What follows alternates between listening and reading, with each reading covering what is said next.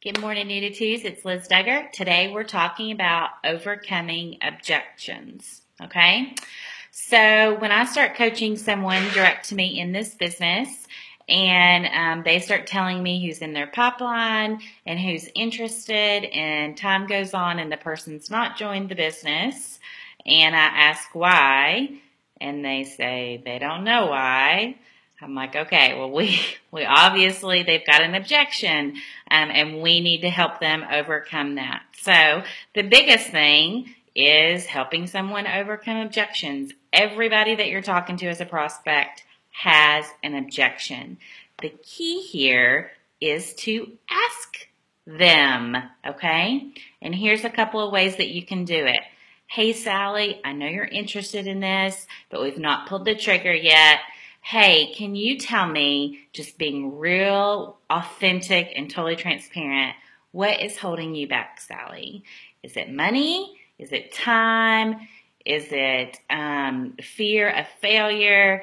Sally, just please be super real with me so that we can address this, okay? So that's the biggest thing, is just asking someone, hey, just being completely transparent. Tell me what's holding you back. What's keeping you from pulling the trigger? And that right there in itself is going to help you. That question is going to help you address the objection that the person has. Because I guarantee you, if somebody's not pulled the trigger, they've got an objection. Whether it's money, fear of failure, thinking that they don't have enough time, a husband that's a jerk, and won't let them do the business. It could be a million different reasons. And this is where you have to come in and be a good counsel and help them overcome that objection. I love to use the feel, felt, found. I understand how you feel. I felt the same way. But here's what I found out after doing this business. Sally, I understand that you feel like you don't have enough time. I felt the exact same way. But here's what I found in doing this business. I work it in the nooks and crannies of my life. I work it in Carline. I work it while I'm working out. I work it while I'm at the grocery store. And so, Sally, you're putting too much pressure on yourself, thinking that this is like a normal job where you're going to have to carve out a couple of hours in your schedule, okay? And really, you do this business and it goes with you everywhere you go, all right? So what I'm going to do is, it's been maybe about a year and a half ago, Becky and I put together a document from the team that it addressed like how to handle objections.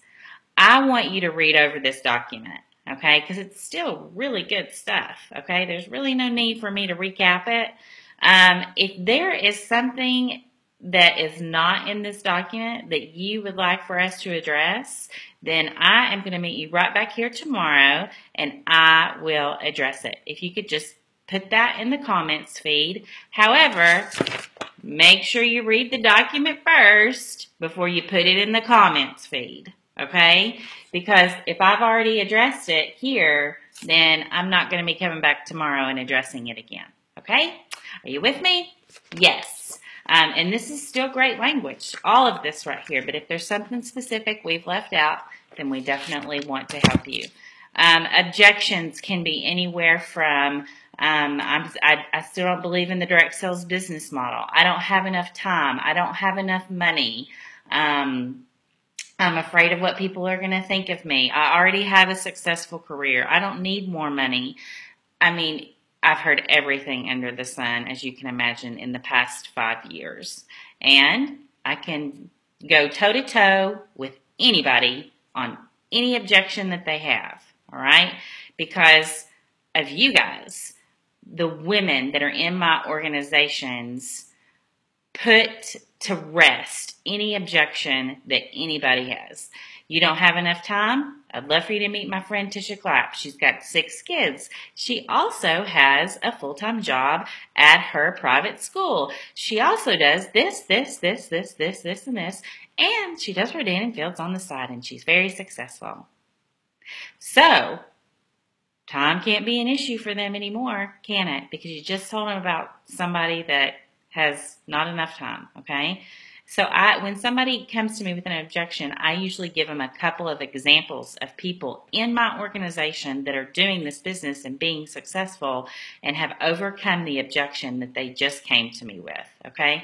So the key with the objection is to squish it. Squish it like a bug and be confident in squishing it like a bug. Here is one thing I have heard in the past when I've heard consultants handle objections. Here's the worst thing that you can say. Oh, okay. Well, I understand. Okay, I understand. Basically, what you're doing is you're affirming their objection.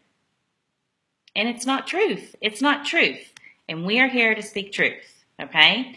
So, let's grow some big ones and help everyone overcome their objections in a real and authentic way, all right? Read over this document, tell me if I've left something out, and let's really get down to addressing objections. Here we go, my favorite part.